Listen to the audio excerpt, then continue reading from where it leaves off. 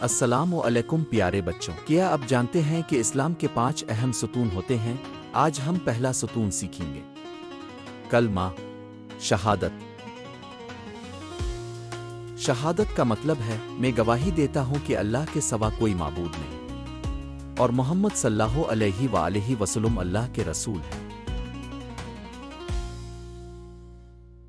تو بچوں، اب سب مل کر کلمہ پڑھتے ہیں۔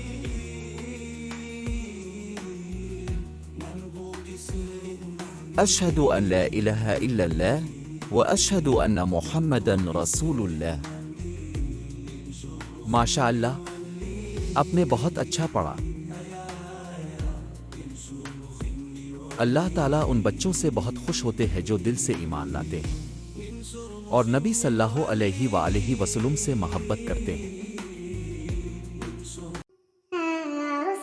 اگلی ویڈیو میں ہم سیکھیں گے اسلام کا دوسرا ستون، نماز۔